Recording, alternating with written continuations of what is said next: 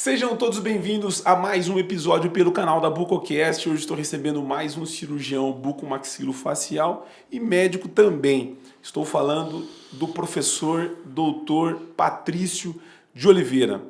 Estamos gravando aqui em São Paulo, ele que vem estudando a sua carreira acadêmica cada vez mais, vem se expandindo e aproveitou a oportunidade de estar aqui em São Paulo e nos visitá-lo aqui no canal da Bucocast. Ele tem sua formação pela Universidade Federal do Ceará, onde fez sua graduação, e fez a sua residência na UPE, Universidade do Pernambuco. Também fez mestrado na FORP, na USP em Ribeirão Preto, e doutorado na nossa cidade, na FOP em Piracicaba, e medicina pela Facisa em Campina Grande. O currículo é grande, meu amigo, um prazer imenso poder recebê-lo aqui no nosso canal da Bucocast. Seja bem-vindo, professor. Ismael, eu que agradeço aí o convite, para mim é um prazer estar aqui com você e conversar um pouco, né, da nossa rotina, da nossa vida como cirurgião e é isso, estamos aí, vamos bater esse papo. Falar um pouquinho da sua carreira, a gente estava falando um pouquinho antes aqui, tem alguns amigos, a bucomaxilo, cara, eu entrei faz quase 10 anos dentro da especialidade, na área de comunicação, e é muito, assim, interessante porque é um nicho bem fechado, né? Você lá assim, de João Pessoa e tem vários amigos aqui em São Paulo, enfim. Eu acho que, assim, pelo fato também de eu ter feito mestrado né, em Ribeirão, doutorado em Piracicaba, e a residência em Recife e ser, na verdade, natural de Fortaleza, tendo feito a minha graduação lá, acaba que eu conheço muita gente no meio, né? Como você falou, é um nicho, né?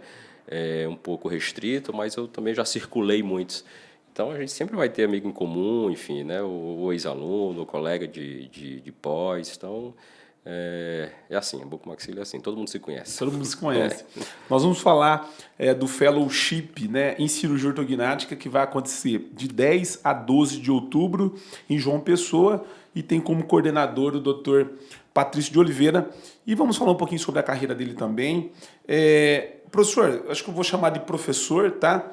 Eu queria que você falasse um pouquinho da sua formação, cara. Quem que te motivou, né, a ir para a odontologia e a parte acadêmica também, porque você fazer os mestrado, doutorado, a gente sabe que isso toma um tempo da carreira do profissional. Então, falando um pouquinho da graduação, quem foi as suas inspirações, como que você chegou na odontologia? Ismael, isso aí é um assunto que a gente pode até marcar um outro podcast inteirinho para falar sobre isso, porque na época do vestibular eu realmente não sabia o que é que eu queria. Eu cheguei a fazer prova para administração, engenharia e odontologia. Mas resumindo um pouco, entrei na odontologia, mas dentro da odontologia eu não me encontrava, né, muito, assim, não gostava, né, de muita coisa. E foi por isso que eu resolvi até trancar a faculdade, algumas disciplinas, para poder estagiar nas diferentes áreas da odontologia para ver o que é que eu me identificava. Foi quando, então, eu comecei a estagiar em um hospital, lá no IJF, que é lá em Fortaleza, pela UFC. Eu fiz parte da primeira Liga do Trauma, né, que a UFC abriu. E foi quando eu comecei a estagiar em hospital que eu me identifiquei. Poxa, eu acho que eu gosto disso daqui. E eu não conhecia, não tenho ninguém na família que é da área da odontologia ou da medicina. E quando eu comecei a estagiar realmente no hospital, foi que eu me identifiquei. Eu quero cirurgia bucomaxilo. E a partir daí eu procurei, né, informações sobre onde fazer, né, residência. E não sabia muito desse mundo de mestrado, de doutorado. Então já tinha especialização na sua época ou não? Ou era só a residência? De especialização já tinha, né? E a residência, na verdade, é que era algo novo. Não existia muitos cursos de formação nos moldes de residência no país, né?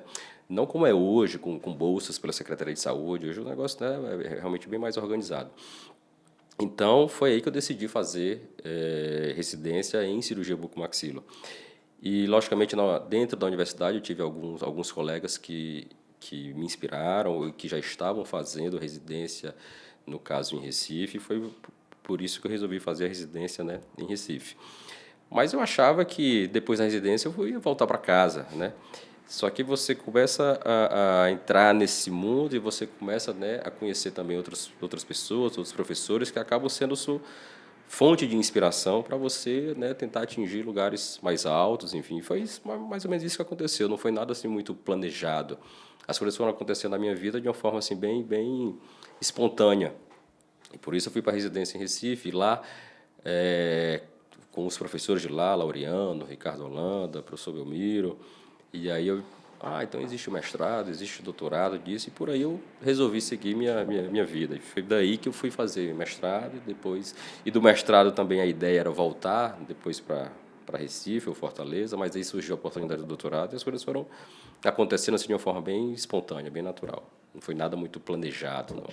Mas a ideia de buscar essa área acadêmica justamente era para lecionar, para estar, ou não, é para conhecimento, de Isso. pesquisa, parte Eu, científica? eu acho que um pouco das duas coisas, né? Eu gostava muito, gosto de dar aula, tudo, então eu gostava dessa parte docente, mas acho que a motivação maior era ser um profissional melhor, independente de se eu ia ser realmente professor, né, de fato, ou apenas, né, clínico, né, vivendo principalmente em consultório. A motivação principal era ser um profissional melhor. Foi por isso que eu fui, né, seguindo esse caminho aí da pós-graduação, tanto no mestrado como depois para o doutorado.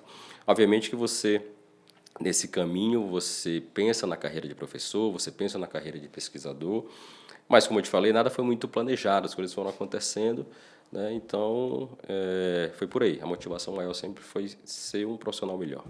E aí depois, onde que veio a medicina? Porque você, mestrado, doutorado, e aí fazer a medicina, uma caminhada longa, né? Realmente assim, ó, é uma caminhada longa e, novamente, também nunca planejei, nunca pensei na minha vida em fazer medicina. Mas quando eu estava no doutorado, né, eu tive um professor que ele era nosso preceptor lá no doutorado, né, com mestrado e doutorado em cirurgia buco, e também era médico. E ele sempre me, né, falava assim para mim, acho que você devia fazer medicina. Você é um cara estudioso, você é um cara curioso e tal, acho que vale a pena você investir nisso daí. Mas eu escutava aquilo e dizia, não tem como, Não tem professor, são mais como. 6 anos de faculdade, assim, eu estou muito feliz com o que eu faço, quero voltar para João Pessoa, enfim, né, eu já tinha, né, meus concursos, né, lá. Então, essa ideia, assim, meio que surgiu, mas ela, do mesmo jeito que surgiu, ela foi embora.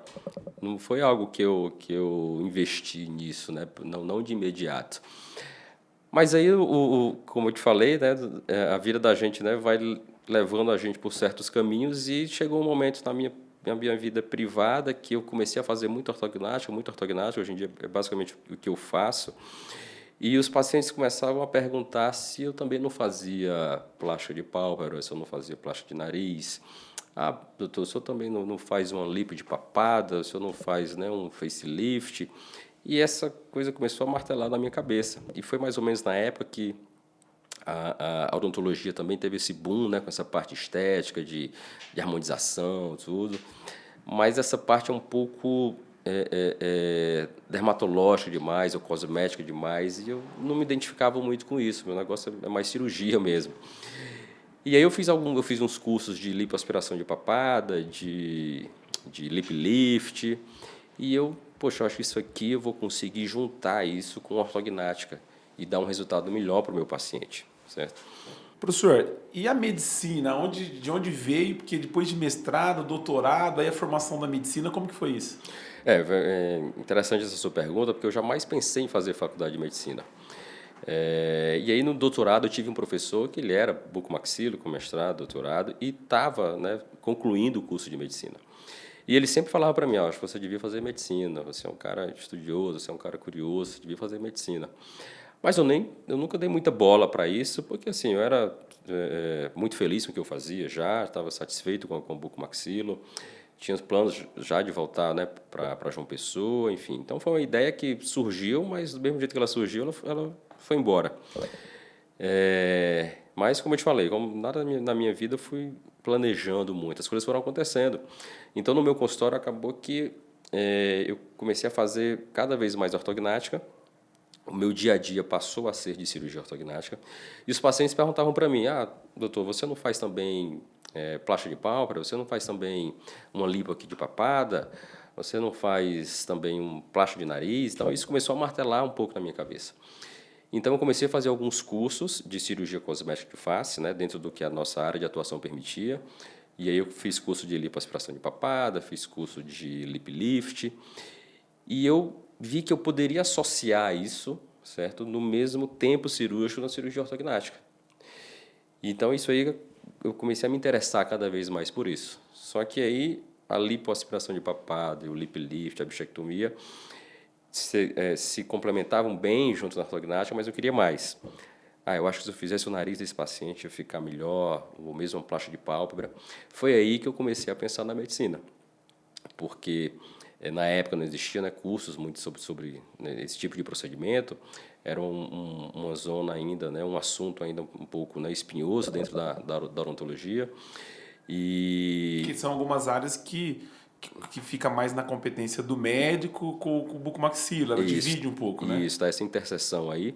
Então, essa minha decisão aconteceu há mais ou menos uns 7 anos, e foi quando mais ou menos surgiu esse boom da estética dentro da odontologia, a harmonização facial, mas essa parte de injetáveis, isso não me atraía muito. Meu negócio mesmo é cirurgia. E foi quando então eu decidi fazer medicina para agregar, sempre com esse objetivo, de agregar cirurgias estéticas faciais no meu dia a dia da cirurgia ortognática, né? A minha ideia nunca foi mudar ou abandonar a minha área de atuação, a minha profissão. Foi sempre buscando ser um bucomaxilo melhor, dentro da minha área de atuação principal, que é hoje em dia a cirurgia ortognática. Você que tem formação na área médica, sempre às vezes eu pergunto para alguns cirurgiões aqui, mas você teve a vivência da área da medicina. Como que eles enxergam a bucomaxilo, a nossa especialidade dentro da área médica? A gente sabe como que a gente enxerga os médicos, né? Mas como que é isso, professor? Olha, Ismael, eu escutava falar, né, de professores que eu tive que no começo era bem pior.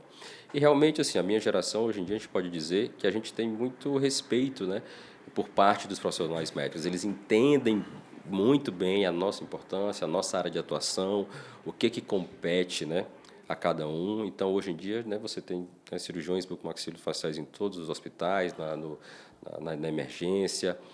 O nosso trânsito hoje em dia nos hospitais, em cirurgias de convênio, cirurgias particulares, ele é bem estabelecido. Então, já foi muito pior. E hoje em dia não. Hoje em dia assim, eu vejo que existe esse respeito mútuo entre as partes, cada um respeitando, né, a sua área, de forma que a gente, né, está ali para fazer o nosso trabalho da melhor forma possível, tendo esse respeito, sim, pelo pessoal da parte médica. Inclusive dentro de algumas cirurgias, né, principalmente de trauma, envolve várias Sim, especialidades da sim. área Então, médica, né? não apenas uma parte de trauma, mas também a parte de avaliação para a cirurgia de apneia do sono, né, junto com Sim. o otorrino, o bucomaxilo, ou mesmo cirurgias, né, estéticas, onde, né, o plástico também pode estar ali junto, né, de você.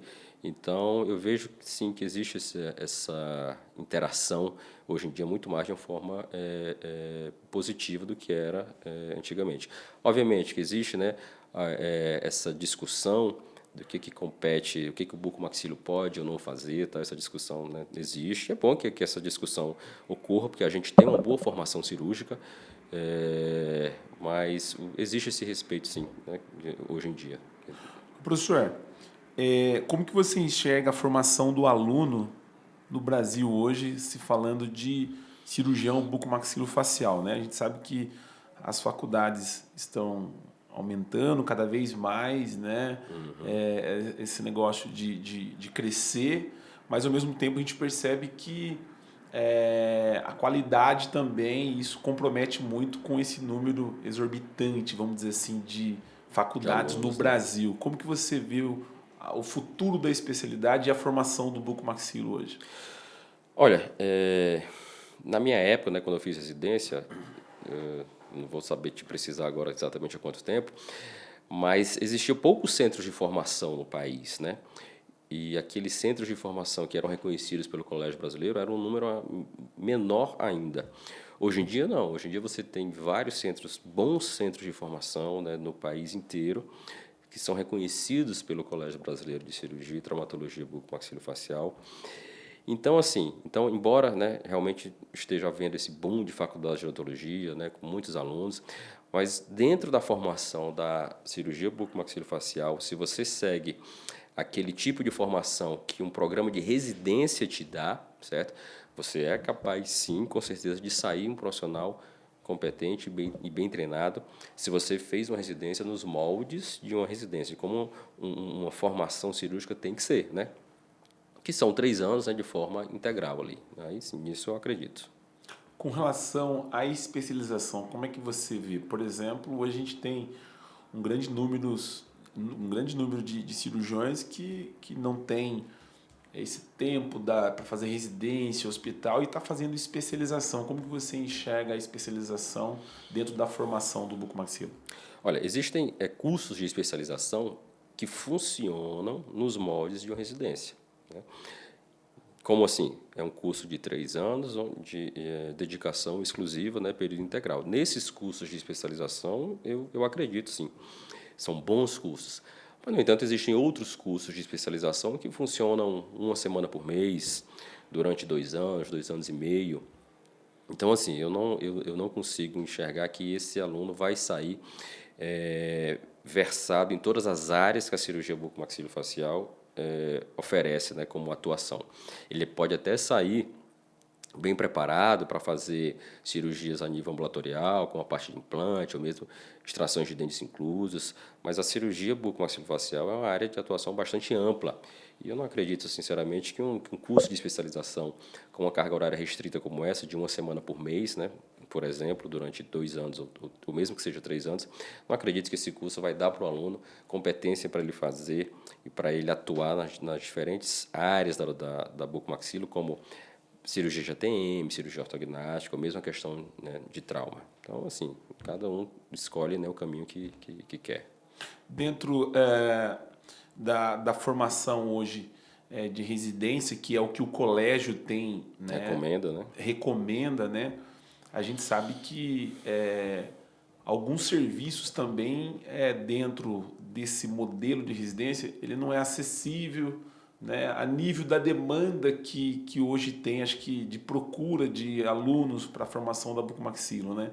Agora, quando você fala em cirurgia ortognática, talvez você estar com uma equipe, né, do meu ponto de vista, ele fez uma especialização, ele quer fazer cirurgia ortognática, mas ele tem uma vivência de cirurgia numa equipe como, por exemplo, a sua, que está em hospital, operando toda semana, talvez esse aluno ele possa ter uma formação, às vezes, até melhor do que um aluno que fez residência, mas que não viu tanta cirurgia ortognática. Você acredita que isso é possível também? Eu estou dizendo no meu ponto de vista, quando Entendi. você fala de cirurgia ortognática, por exemplo.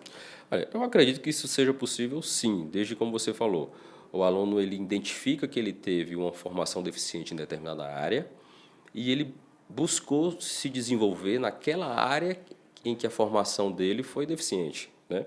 Nada impede que isso não vai ser ele fez uma especialização, né, que tinha uma carga horária, né, pobre, não impede que esse aluno possa se desenvolver. Basta ele olhar para ele mesmo e ver, poxa, eu preciso melhorar nisso daqui, né? Eu vou procurar fazer um outro tipo de pós-graduação, eu vou procurar fazer treinamentos nessa área para ver se eu consigo suprir essa minha deficiência e conseguir se desenvolver. Obviamente que você, como cirurgião, né, recém-formado, é importante você estar próximo de pessoas que possam te passar esse tipo de experiência para que você, né, no seu caminho, assim, você consiga trilhar um caminho, vamos dizer assim, mais fácil, né, procurando se apoiar em pessoas que tenham realmente experiência, que tenham mais segurança e possam te ajudar nesse início da sua jornada.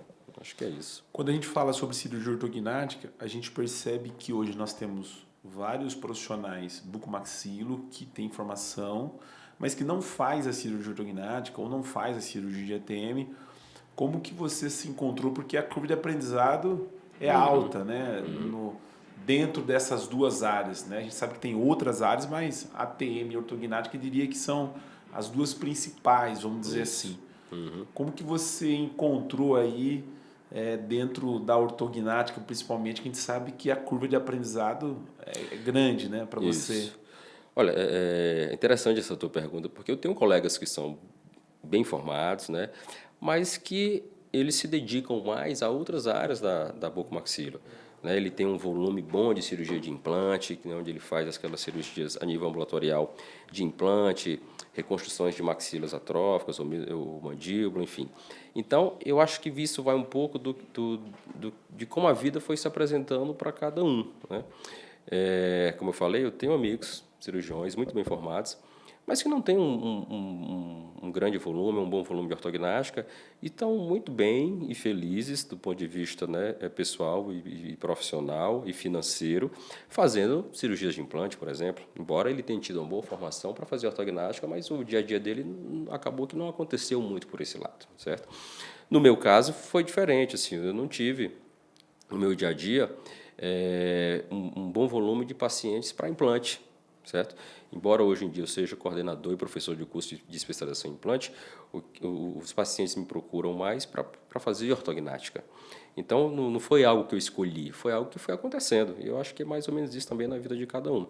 Obviamente, se chegar pacientes para fazer implante, eu sei fazer cirurgia de implante, mas o que bate mais a minha porta realmente foi a cirurgia ortognática. E daí foi quando surgiu também essa ideia de associar as cirurgias, né, estéticas faciais, as cirurgias cosméticas, junto à cirurgia ortognática.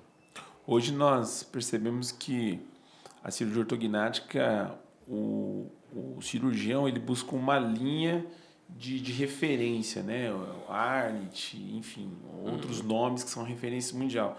Na sua filosofia, qual é a sua referência dentro da especialidade? Por onde você caminhou aí para poder atuar aí como especialista em ortognática?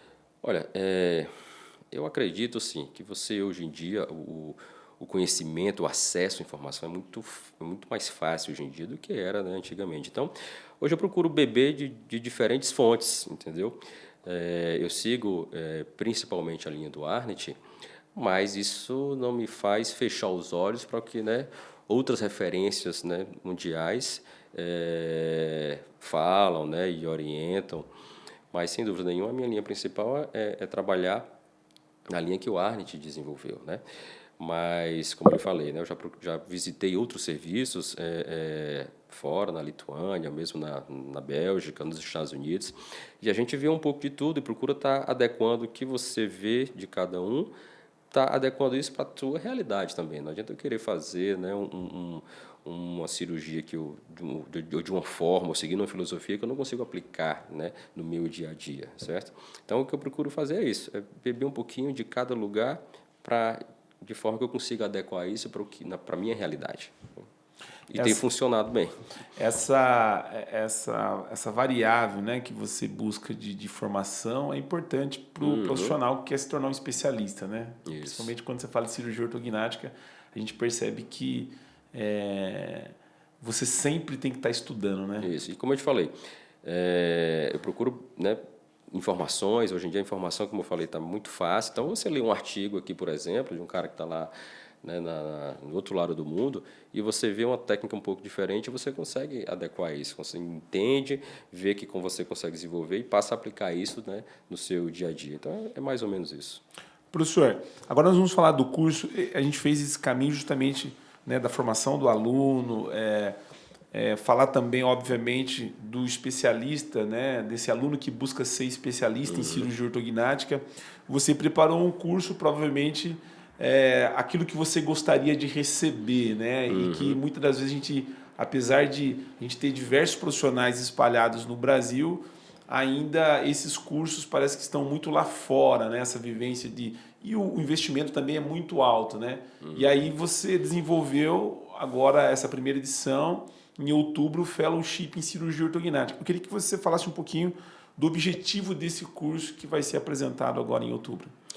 Olha, o que eu vejo, assim, Ismael, nos centros de formação, né, cirurgia ortognática, como você falou, a parte de cirurgia ortognática, mesmo a parte de cirurgia de ATM, seria assim, a cereja do bolo, né, seria o pico mais alto dentro da formação do cirurgião bucomaxilofacial.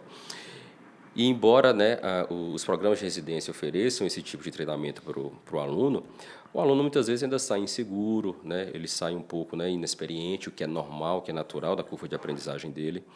Eu, no meu ponto de vista, eu acredito que um programa de residência em bucomaxilo deveria ser, na verdade, um programa de 4 anos e não apenas 3. Mas, enfim, isso é uma discussão para outro momento. Então, por mais que o aluno tenha recebido esse tipo de treinamento no seu programa de residência, ele ainda sai inexperiente, ele sai um pouco inseguro. E a minha ideia com esse fellowship é justamente trazer, né, a minha experiência e a minha vivência nesses anos todos de formação, né, dos lugares onde eu passei, para que o aluno consiga aplicar isso de uma forma fácil, certo?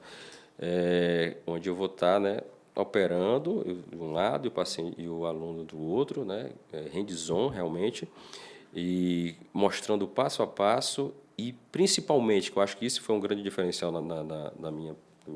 da minha cirurgia, é mostrar para o aluno uma sequência, a sequência de instrumental, a sequência, o passo a passo da cirurgia, de forma que ele vai conseguir otimizar o tempo da cirurgia dele, certo?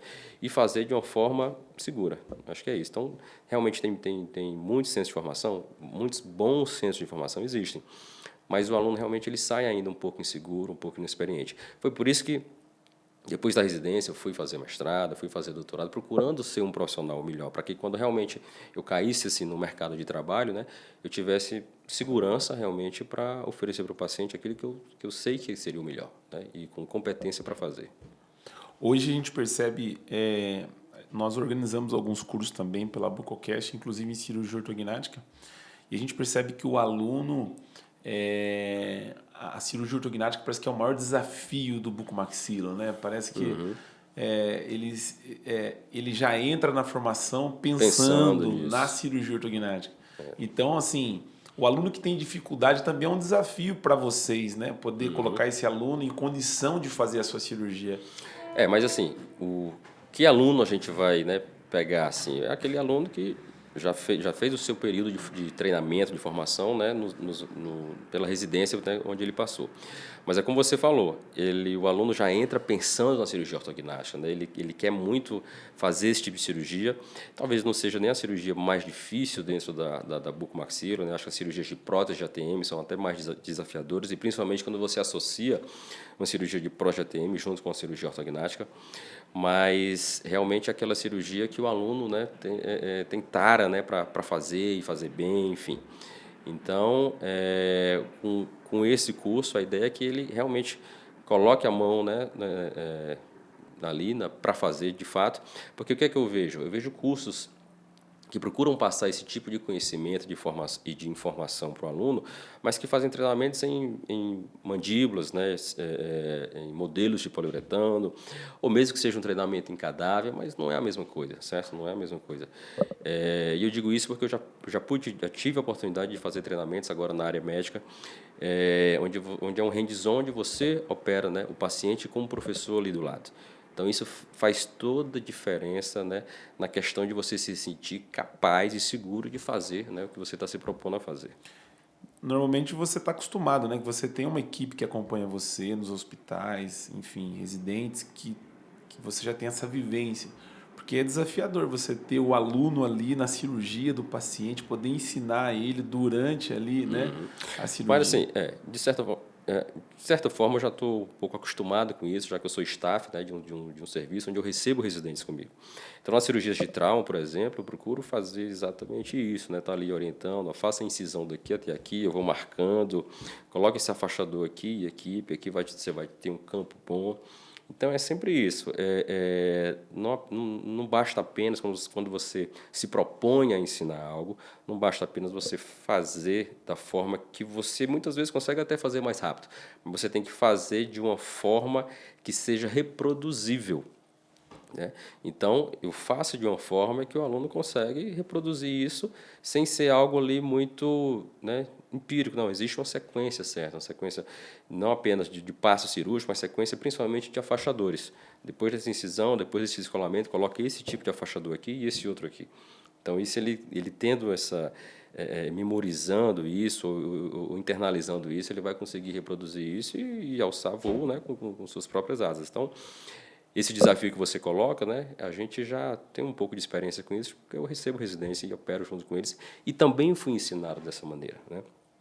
Da forma que graças a Deus, eu tive excelentes professores na minha jornada, então fui ensinado um pouco também dessa maneira, né? A gente que faz um curso de formação nos moldes de residência, você opera com a orientação do preceptor, E tem aqueles preceptores que fazem rápido, é difícil de você até acompanhar, mas tem aqueles professores que fazem de uma forma que você consegue reproduzir mais fácil e passar para as outras pessoas.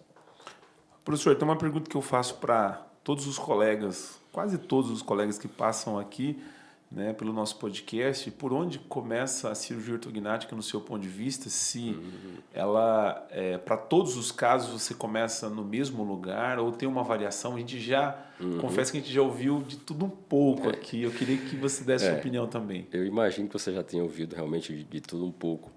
E eu sempre que me perguntam isso, eu fiquei um tempo na Universidade de Louisville, e onde eu pude acompanhar o serviço do professor Brian Alpert, que faleceu há pouco tempo, há alguns anos. E o professor Alpert, na época que eu fui fazer esse fellowship lá, ele tinha mais de 70 anos. E eu perguntei isso para ele, isso tem uns 12 anos talvez. E ele falou: Patrício, isso aí às vezes é uma questão de moda. E ele falava, nos anos 70, nos anos 60, não lembro agora, você começava pela maxila. Depois, nos anos 80, surgiu essa questão de começar, nos anos 90, de começar pela mandíbula. Depois voltou novamente a começar pela maxila. Então, o que eu vejo hoje é um pouco de frição em relação a esse tema, e as pessoas colocam, não, eu sempre começo pela mandíbula, mas não sabe exatamente por quê. Né? Por que começar pela mandíbula? Ou por que, nesse caso, vai ficar mais difícil? Então, se você perguntar hoje para mim qual é a minha rotina, a minha filosofia, eu acho que 70% dos casos eu começo pela mandíbula, 70% dos casos. E os outros 30% eu começo pela maxila. Então, eu não fecho os olhos e digo, vou começar pela mandíbula porque fulano de tal, um cirurgião de referência, sempre começa pela mandíbula. Já ouvi muito isso, e não é assim. Né? Você tem que saber por que aquele caso é melhor você começar pela mandíbula. E por que aquele caso é melhor você começar pela maxila. Por exemplo, você vai começar uma cirurgia pela maxila em que o seu guia intermediário acaba sendo um guia muito espesso, um guia que vai exigir um movimento de translação maior da mandíbula, que nesse caso aqui é melhor começar pela mandíbula. Você vai ter um caso onde você vai precisar segmentar sua maxila. Então, é melhor você já segmentar a maxila, colocando a maxila em uma mandíbula, onde ela já está na posição, né, final. Então, nesse caso, vamos começar pela mandíbula. Mas tem outros casos em que é melhor, sem dúvida nenhuma, você começar pela maxila. Grandes desvios de linha média, grandes inclinações, né, que a gente chama de quente, de plano oclusal. Esses casos eu começo pela maxila. Então, em torno de 30% dos casos eu começo pela maxila, os outros 70% pela mandíbula. Quando você fala em segmentação, a gente percebe que ainda tem cirurgiões que faz ortognática, mas não segmenta.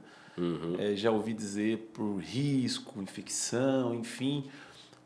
Eu queria saber sobre a segmentação, em que momento você realiza a segmentação da cirurgia ortognática, né? E o porquê como que você enxerga a segmentação no quesito de risco, nesse sentido de infecção, enfim. Olha, a segmentação da maxila é mais uma ferramenta ali, né, mais uma técnica cirúrgica, mais um tipo de osteotomia que você pode utilizar, se o caso exigir. Eu acho que, se precisar, faça. Né? Então, assim, eu não vou buscar uma segmentação, obviamente, a todo custo. Mas se eu estou vendo que o preparo ortodôntico não está caminhando bem, se existe, né, uma questão de discrepância dentária, e eu vou finalizar aquele caso melhor fazendo uma segmentação, eu tenho que fazer. Então, não adianta eu querer fugir disso porque eu estou com medo, né, do que pode acontecer. Obviamente, se eu decido fazer uma segmentação, eu tenho que saber fazer, né, e saber fazer de uma forma que minimize os riscos. Né? O tipo de acesso, o tipo de incisão, o tipo de material de corte. Né? Eu sempre faço segmentação usando, né, piezo surgery. O cuidado com os tecidos moles que você tem que ter. Então, assim, vai fazer segmentação, vai precisar, esse caso tem que fazer. Agora, fazer de um jeito que minimize seus riscos. Os riscos, obviamente, existem, mas eu acho que é algo que você não pode fugir, entendeu? Se você está disposto a seguir nesse caminho, tem que saber a maneira correta de fazer para minimizar os seus riscos, mas você não pode fugir disso. Hoje você fala em cirurgia ortognática, a gente tem uma variação de técnicas, né? E aí você tem que ter um arsenal ali, à sua disposição para você entender o que é melhor indicado para aquele caso. A gente sabe que tem os casos de benefício antecipado. Se você é um cirurgião que usa dessa ferramenta para a cirurgia ortognática e se usa, em que momento você indica um benefício antecipado e como que você enxerga a cirurgia ortognática? São 3 perguntas aí, Ninho. Olha, o benefício antecipado, ele é uma realidade, mas ele não pode ser a tua rotina. É dessa maneira que eu enxergo.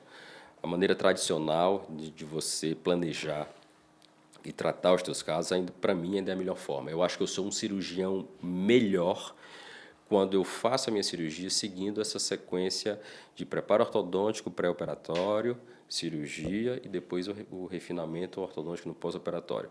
Então, eu acho que eu sou um cirurgião melhor no sentido de planejamento, de visualizar o resultado no pós-operatório.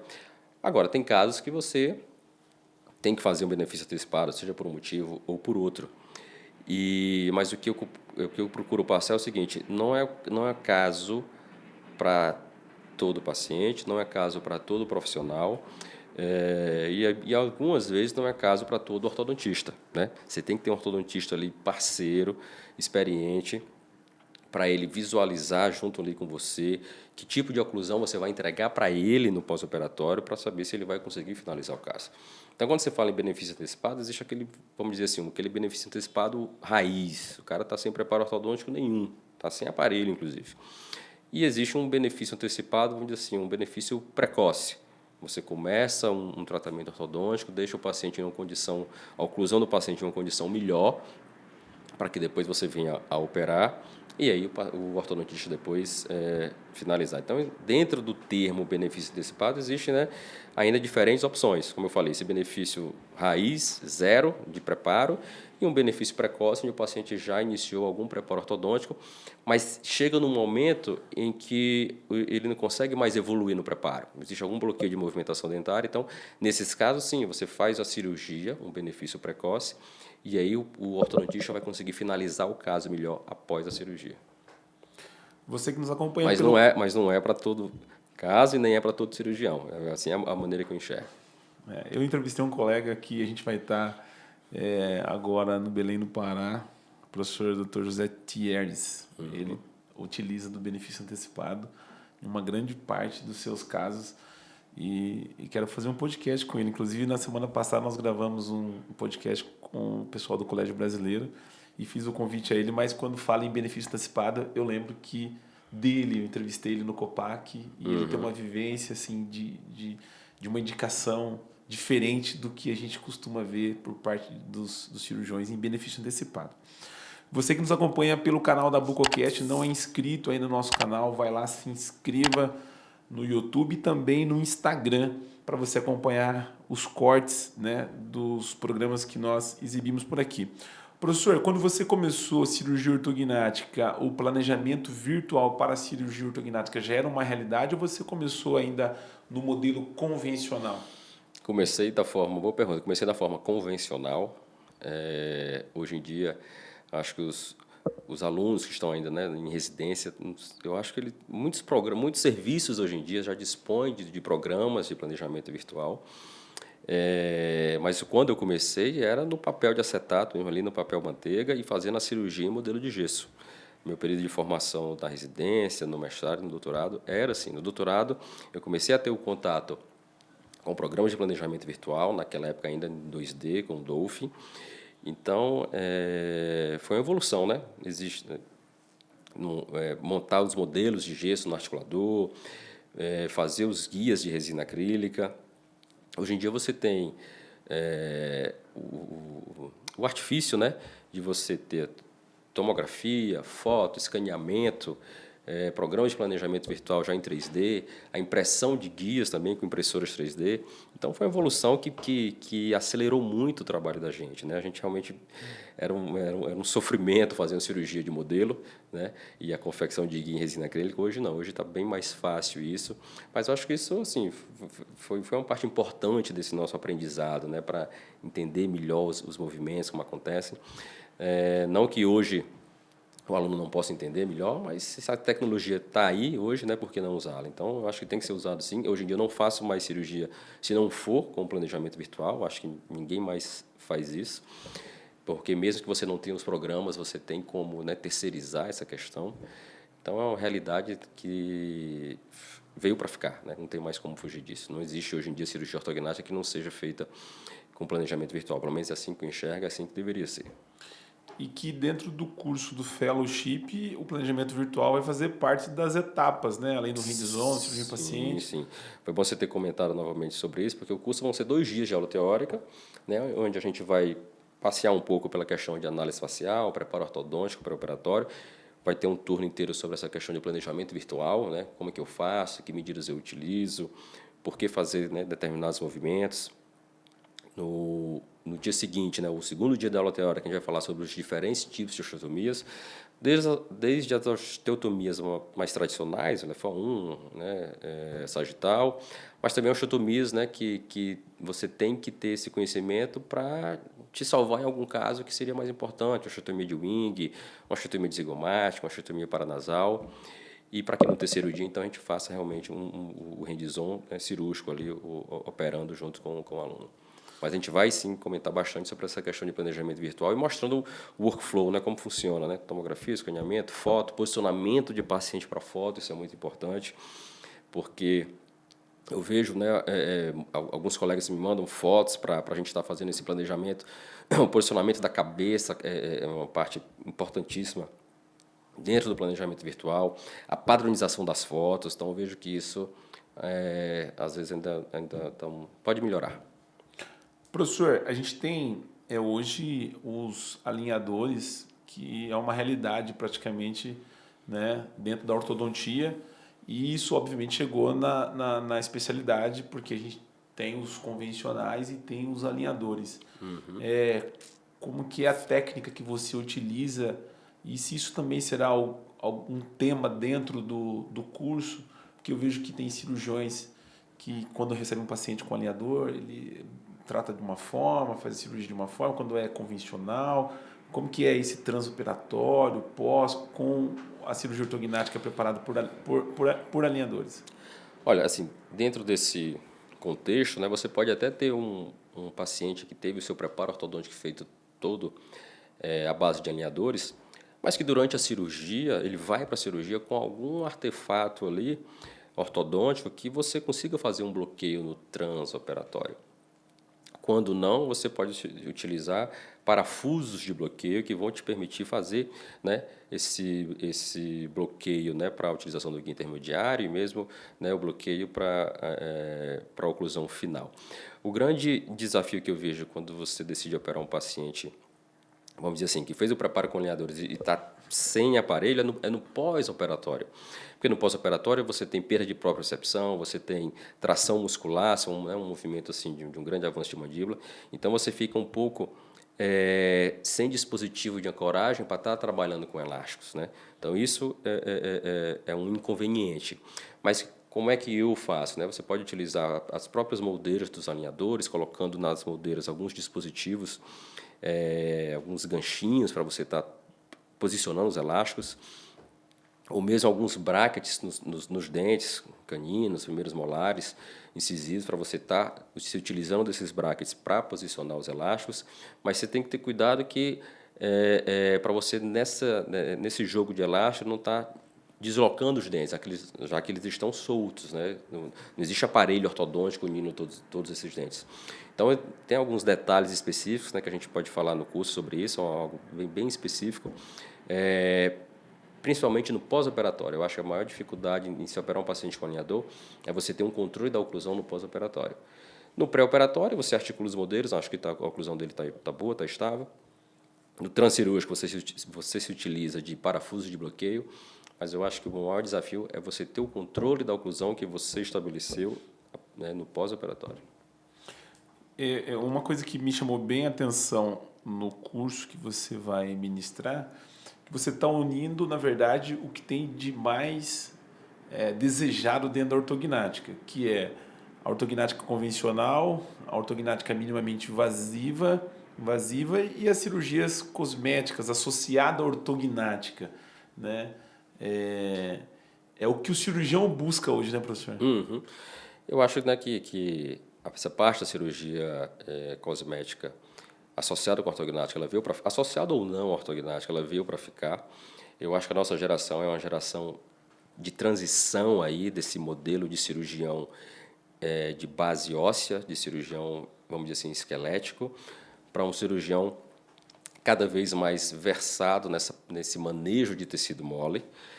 E o curso, obviamente, vai abordar isso porque hoje eu não consigo dissociar, né, o tratamento do meu paciente de cirurgia ortognática. Hoje em dia eu olho para ele e eu não vejo só um problema de oclusão ou de respiração. Já tem coisas que me chamam a atenção, que você tem, né, procedimentos, manobras cirúrgicas, procedimentos que você pode estar associando para que você melhore o resultado dele. Então, assim, sendo uma lipoaspiração de papada, sendo um lip lift, isso sempre é conversado com o paciente dos benefícios que esses procedimentos vão trazer para ele, além da cirurgia ortognática. Então, é algo que hoje em dia, para mim, é muito difícil dissociar. O paciente pode até não querer fazer, não ter queixa em relação ao que eu estou, né, ali mostrando para ele, e aí você, obviamente, né, não vai fazer. Mas se isso for conversado com o paciente e você vê que isso é algo que incomoda ele, isso a gente pode fazer junto, por que não fazer? Né? Então, essa é a ideia. E no curso a gente vai abordar muito isso, fatalmente, né? A gente vai ter pacientes com esse tipo de situação, onde a gente vai associar a cirurgia ortognática, né? Que é que, como você falou, é o que o residente quer aprender a fazer, junto com a cirurgia cosmética, né, que é hoje em dia a grande discussão, né, dentro da odontologia, dentro da bucomaxilo especificamente. Talvez as cirurgias cosméticas de face dentro da especialidade de hoje é o tema mais assim, discutido, nos né? congressos também, enfim. Está crescendo bastante. Está crescendo bastante. Eu, assim, eu me vejo muito à vontade de falar sobre isso, né, já que eu tenho assim dupla formação, como bucomaxilo, como médico, e realmente, é como eu falei, a minha ideia, a minha visão, o meu comentário sobre isso é que você tem que, sempre que possível, associar, já que você, se você for capaz de trazer, né, esse tipo de benefício para o paciente, logicamente respeitando, né, sua curva de aprendizado, o seu treinamento que você teve. E se você não tem treinamento para isso, mas enxerga que o paciente precisa, conversa com outro colega, encaminha o paciente para outro colega, ou chama o colega para operar junto, se o colega souber fazer, né? Mas é uma realidade que eu acho que veio para ficar, como eu comentei anteriormente, nós somos a geração da transição. Em diversos países do mundo isso já é feito, né? Pelo bucomaxilo, ou pelo otorrino, ou pelo plástico. Então, quem tem boa formação para fazer, vai fazer, né? Em diversos países, América Latina, mesmo Estados Unidos, Europa, é dessa maneira que funciona. Então, se você tiver uma boa formação, você é capaz de fazer sim. Você falar hoje sobre cirurgia ortognática, que talvez é o tema que nós mais discutimos aqui no nosso podcast, hoje a técnica da minimamente invasiva vem cada vez mais proliferando, né? Um assunto Exato. que todo cirurgião tem ali a sua posição com relação à ortognática minimamente invasiva. Como você atua nas duas áreas, nas duas frentes, né? Como que você enxerga essa técnica? Você acredita que a cirurgia ortognática minimamente invasiva ela tem sua indicação para todos os casos? A gente conversa com cirurgiões que faz em 100% dos casos a técnica minimamente invasiva. Queria que você falasse um pouquinho sobre isso. Essa pergunta, assim, é a pergunta da moda, eu acho, né? Esse assunto de cirurgia minimamente invasiva. Eu não gosto muito desse termo, porque eu acho que ele coloca ali para o cirurgião, para o aluno que está aprendendo, enfim, uma associação em que a cirurgia minimamente invasiva é uma cirurgia em que a incisão é pequena. E não é isso, e não é só isso, e nem deveria ser. Eu acho que tem questões dentro dessa filosofia, que inclusive eu acho que, particularmente falando, não deveriam nem ser ensinadas para quem está, né, começando aí a sua carreira na cirurgia ortognática. Porque se você associa uma cirurgia minimamente invasiva com um acesso pequeno, se você tem um acesso tão pequeno assim, você não tem uma boa visibilidade.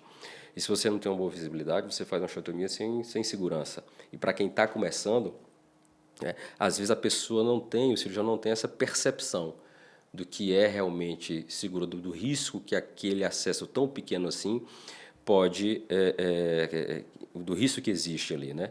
Então, o que eu procuro fazer, na verdade, seria o melhor dos dois mundos. Eu não faço um acesso tão pequeno que vá colocar em risco a execução da minha cirurgia. Mas eu garanto que meus pacientes saem com o mínimo de edema possível, porque acho que mais importante que essa nomenclatura de minimamente invasiva, eu gosto de chamar de cirurgia minimamente traumática.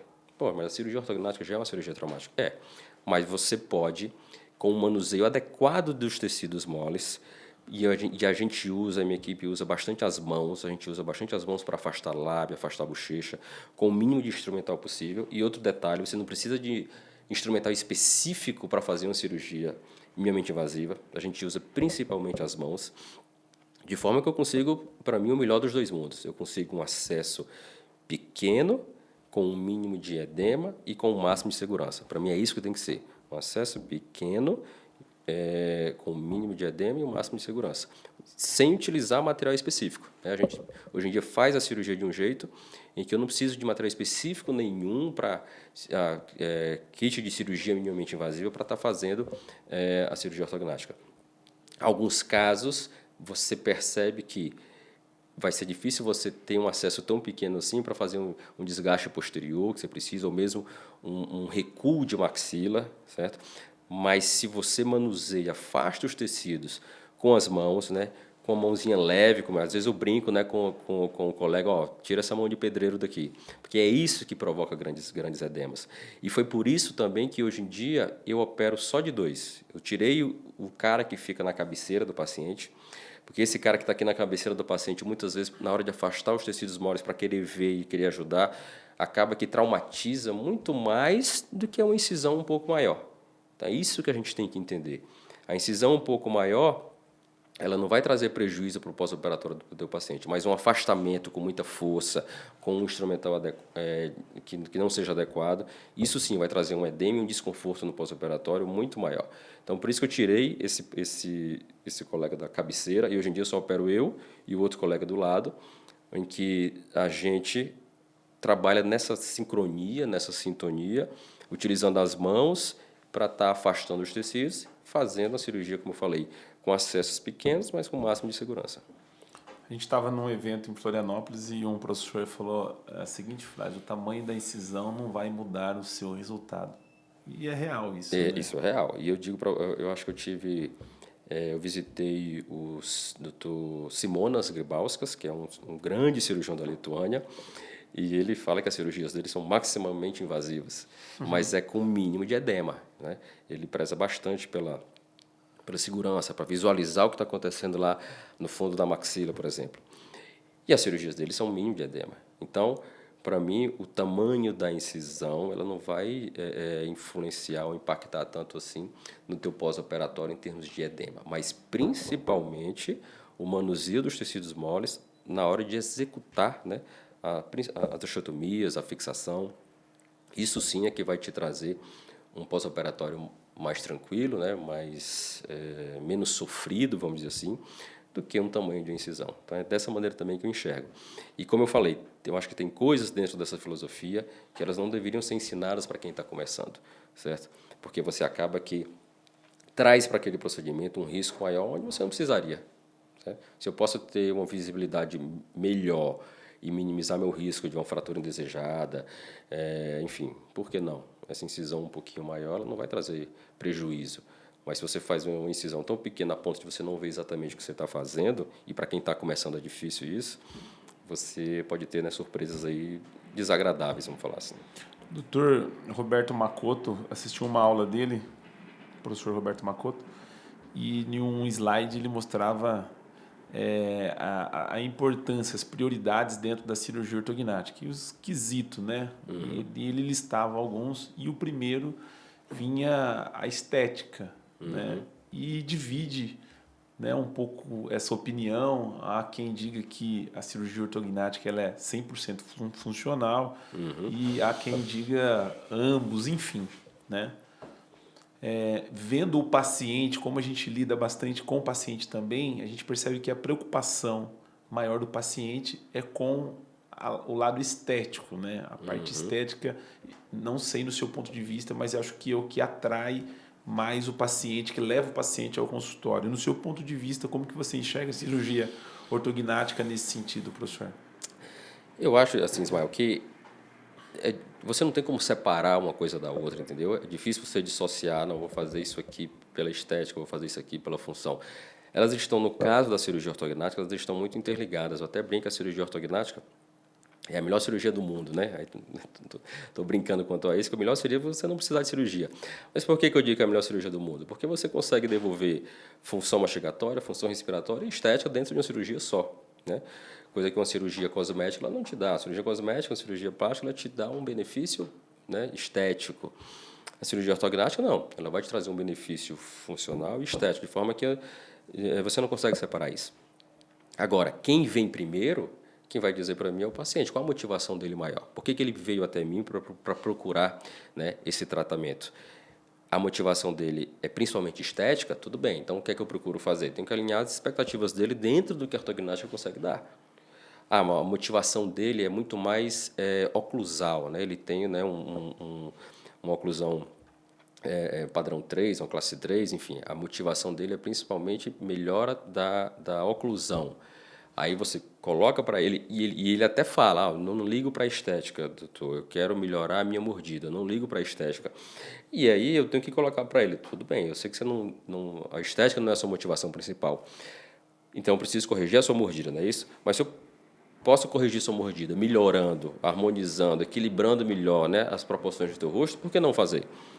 Então ele começa a entender que uma coisa está ligada na outra, né? Então eu tenho que corrigir a sua oclusão, mas eu não posso deixar de lado a estética, eu não posso deixar de lado a questão respiratória.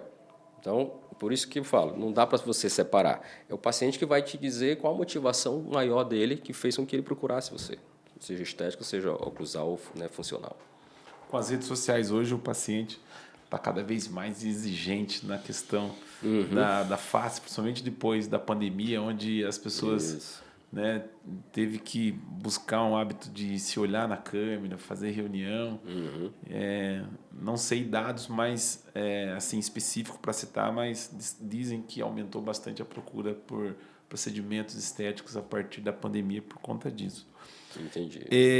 Eu queria que você falasse na questão das cirurgias cosméticas de face hoje, se você indica, quando se tem o paciente de cirurgia ortognática, você já propõe num todo a questão de uma lipo, refinamento hoje da cirurgia ortognática ou é casos isolados? Como que você propõe isso hoje para o paciente?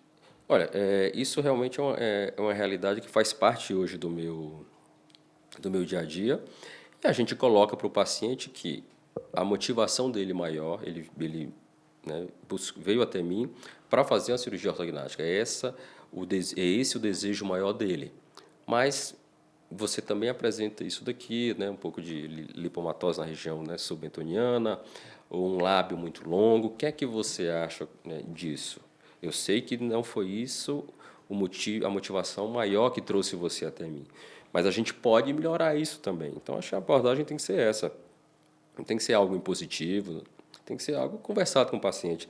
Se ele enxerga aquilo que você está colocando para ele como um benefício maior que ele pode ter ali e ele, né, entende que aquilo vai melhorar, né, para ele, que é algo que às vezes ele veio até você para corrigir um problema e nem sabia que você também poderia melhorar essa questão de papado, ou mesmo na questão de um lábio longo, né, um sorriso deficiente, e você, quando propõe isso para ele, ele até fica animado, né?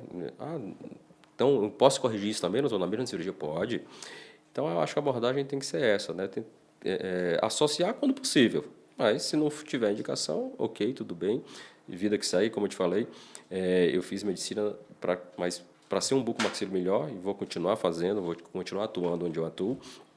Mas se eu posso estar agregando esses procedimentos, eu acho que essa é uma tendência cada vez maior e vai ser assim daqui para frente.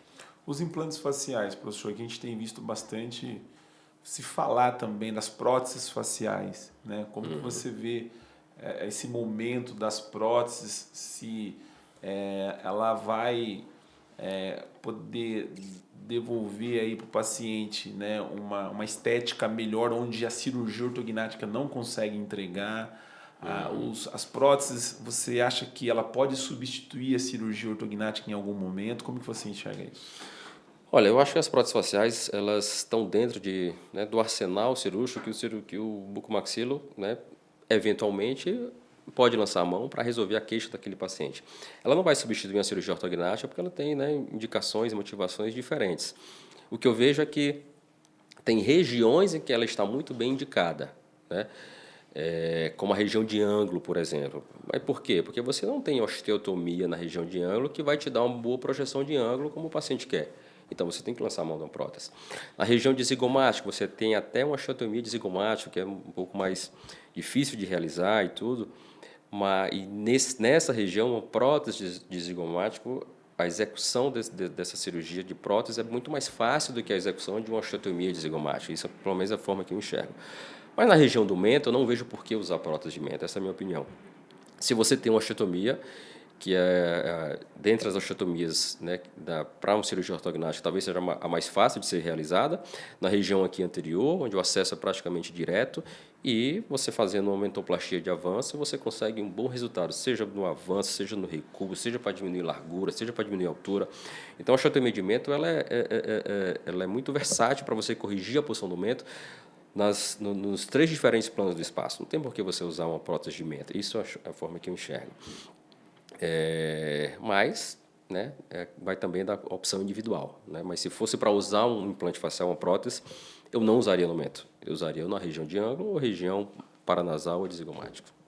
Perfeito. Assistindo uma aula do professor William Arnett, que a gente teve o prazer de inclusive, entrevistá-lo aqui pelo canal da Bucocast. Então, você já entrevistou gente grande, hein? Em Piracicaba, em um congresso, que o Dr. Lucas Cavalieri, inclusive, é coordenador desse curso. Conheço demais o Lucas, foi meu colega de doutorado também. Lucas Cavalieri. Você teve em Piracicaba, né, cara? Exato. Então, a região de Piracicaba você conhece bem. E ele dizia em uma mesa redonda sobre o cirurgião de hoje, ele precisa estar preparado para atender casos de reop, né? E cada vez mais isso parece que tem aumentado. Né? Principalmente com esse advento, não que não vamos colocar culpa nela, né? Mas com essa questão da cirurgia minimamente invasiva, obviamente quando surge uma tendência, né? As pessoas começam a olhar para essa tendência e todo mundo começa a fazer aquilo.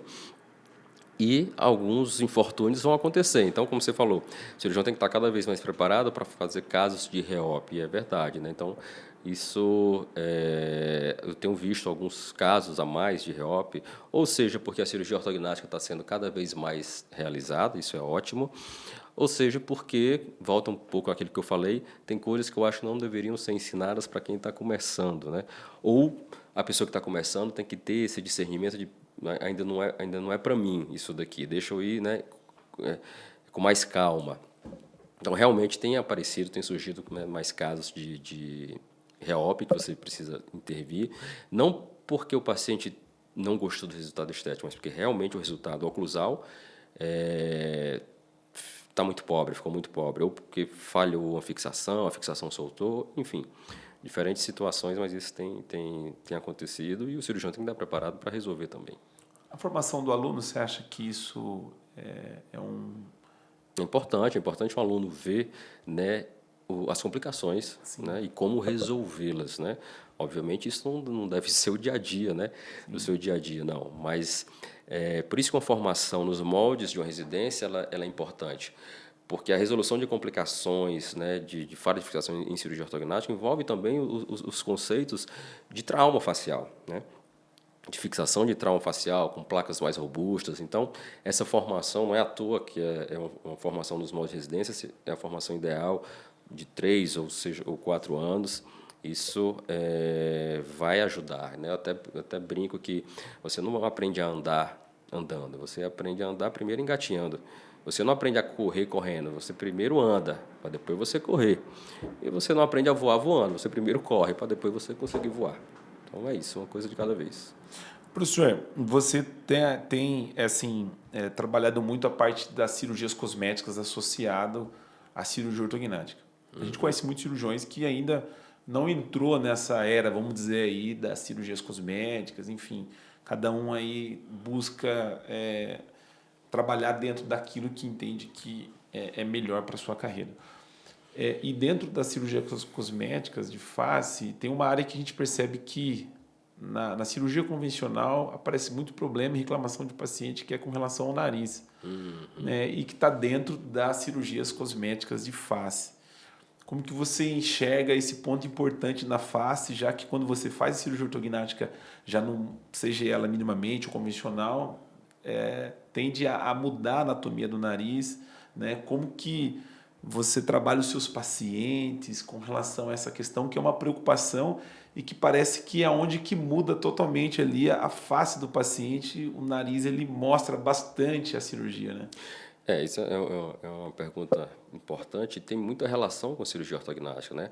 Inclusive, se o paciente procura um profissional para fazer uma rinoplastia, né? Esse profissional que entende um pouco mais de análise facial, de estética, se esse paciente tiver indicação de cirurgia ortognática, esse profissional vai indicar, olha, você primeiro precisa fazer uma cirurgia ortognática, porque seu nariz vai mudar e tudo. Depois da cirurgia ortognática, você volta aqui para a gente fazer a sua rinoplastia, né? Que é a plástica do nariz. Isso é uma filosofia. Mas isso vai, né, ao encontro do que você falou, de como as duas cirurgias estão relacionadas. Existe outra filosofia de fazer ortognática junto com a rinoplastia, né?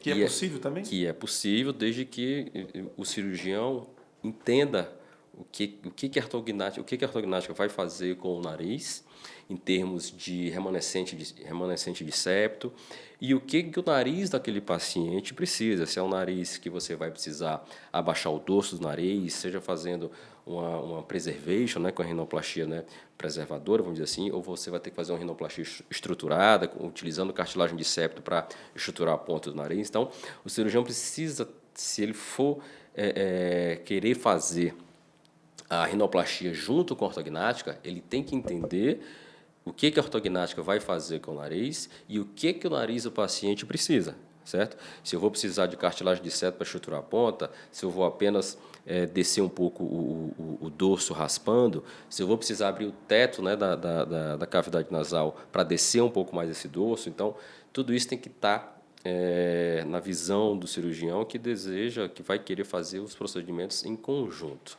Quando não, né, o mais convencional é você fazer a ortognática para depois você fazer a rinoplastia. Você, quando fala em cirurgia ortognática e você pensa no pós-operatório, o tempo cirúrgico é algo que para você é importante, influencia no pós-operatório do paciente? Como que você vê isso? Olha, nem tanto ao céu, nem tanto à terra, né? A gente, quando começa uma cirurgia, você não está disputando uma corrida, né? De forma que você pode operar rápido, você não precisa ser apressado, né? Para você deixar alguma coisa ali desapercebida. Então, hoje em dia, eu opero relativamente rápido, 2 horas e meia, né? Ortognática de maxila, mandibulamento, mas de forma nenhuma, de forma apressada. A gente hoje em dia opera rápido porque, né, eu já tenho uma certa experiência, você operando sempre com a mesma equipe, né, a sincronia maior, o instrumentador sabendo o passo a passo de cada cirurgia, que é importante você treinar a sua instrumentadora também. Então você consegue fazer uma ortognática maxilomandibulamento em 2 horas e meia, certo? Ah, mas eu faço em 4 horas, em 5 horas, ok, certo? Mas desde que você tenha, né, um manuseio adequado de tecido mole, essa cirurgia que demorou mais tempo, ela não vai ser sinônimo de um pós-operatório pior. Certo?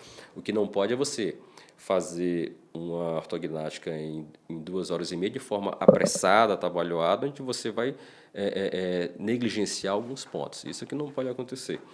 Mas se você tiver um manuseio adequado de tecido mole, mesmo que você demore um pouco mais, isso não vai trazer prejuízo para o paciente de forma nenhuma. Eu tive gravando um podcast recentemente agora com o professor Dr. Otávio Ferraz. Meu amigo, manda um abraço aí para o Otávio. Otávio Ferraz. Inclusive, Nos conhecemos em Bruges, só um parênteses aqui, eu e o Otávio a gente se conheceu em Bruges, na Bélgica, num treinamento que a gente fez lá com o professor Gwyn Suenen. E não sei se ele vai ficar chateado por eu estar falando isso, mas ele chegou atrasado no jantar de recepção porque estava participando de uma prova de triatlon, né? Aí a justificativa foi muito plausível, né? Então, tudo bem, um abraço aí para o Otávio. Ele é um atleta e um super atleta, né? Sim, e um super cirurgião também. Né? Sim. É um baita amigo e a gente tem trabalhado junto. Mas eu falei nele porque ele tem uma referência, né, aqui em São Paulo em cirurgia ortognática e também em apneia do sono. Acho que o Otávio, hoje no Brasil, é a maior referência, né, quanto a isso, sem dúvida nenhuma. Com relação à apneia do sono. E até então, eu nunca tinha gravado com um cirurgião que tivesse uma vivência, uma experiência dentro da apneia do sono. E a gente, assim, muito raso, né, no sentido de conhecimento com relação a esse assunto. E ele trouxe, assim, dados assim que muitíssimo importantes dentro da ortognática associada à apneia do sono. E eu queria perguntar para você. Inclusive, ele vai promover um curso, né? Que eu sim, acho que sim. Realmente vai ser. Tenho certeza que vai ser um sucesso. Sim, nós estamos organizando esse curso junto com ele. Porque ele tem um conhecimento, né, já bastante amplo e já há bastante tempo, né, sobre o tema. Eu digo isso porque eu conheci ele, eu sei, né, os lugares, os serviços que ele já visitou e tudo. Então, assim, é um cara que tem muita coisa para passar nesse curso, sem dúvida nenhuma. Hoje você vê que a apneia do sono, pelo menos quando eu comecei a trabalhar na área de comunicação, há 10 anos atrás, a gente fazia muito conteúdo com o cirurgião e o tema apneia do sono, ele sempre ficava por último, né? O cirurgião ele falava do paciente classe 2, classe 3, assimétrico. Depois, não, mas a gente tem um paciente com apneia do sono, né? Como que você vê a cirurgia ortognática indicada para pacientes com apneia do sono e com relação a se a apneia você entende que é um capítulo à parte dentro da cirurgia ortognática? Como que você enxerga isso? Eu volto a falar o que eu falei, né, que a cirurgia ortognática é a melhor cirurgia do mundo, né, guardada, né, as devidas proporções. Mas por quê? Porque ela melhora a estética, a função mastigatória e a função respiratória. Então, a apneia, o tratamento da apneia obstrutiva do sono, ela está aqui dentro da ortognática. Então, é mais um benefício que a ortognática pode trazer para o paciente. E isso é importante que o paciente entenda, né, que ele não está operando apenas por estética, ele não está operando para corrigir apenas a oclusão dele. A gente está planejando o caso dele de forma que privilegie também a respiração dele. E o que é mais importante? Aquilo que eu falei, depende de qual a motivação maior que fez com que o paciente procurasse você. Tem paciente que me procura porque já sabe, já diagnosticou por meio de polissonografia que tem apneia do sono e quer fazer uma ortognática para corrigir a apneia do sono dele.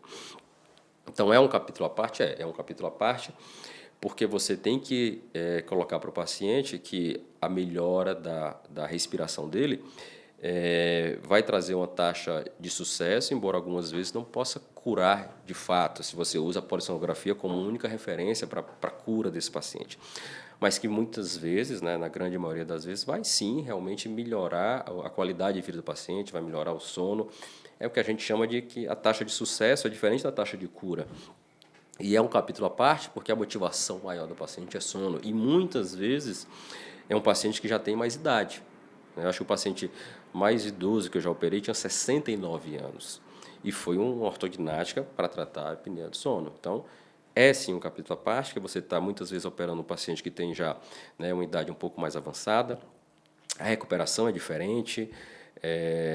Os cuidados que você tem que ter, porque muitas vezes esse paciente já tem outras comorbidades, diabético, hipertenso, enfim, algum problema já cardiovascular, e que isso tem que estar, né, no seu horizonte, porque não é simplesmente executar a mesma técnica cirúrgica, executar uma técnica cirúrgica que vai trazer um resultado diferente do ponto de vista respiratório em um paciente diferente. Então, é um capítulo à parte, sim. Quanto tempo de podcast, Giovanni? 1 hora de podcast. Você que ainda... Bastante tempo, hein? Não sabia que eu consegui falar esse tempo todo, não. Não, e vai falar mais um pouco. Você que nos acompanha pelo canal da BucoCast, vai lá, se inscreva no nosso canal e também no nosso Instagram. Depois nós vamos deixar lá na descrição do vídeo o contato do professor Dr. Patrício de Oliveira.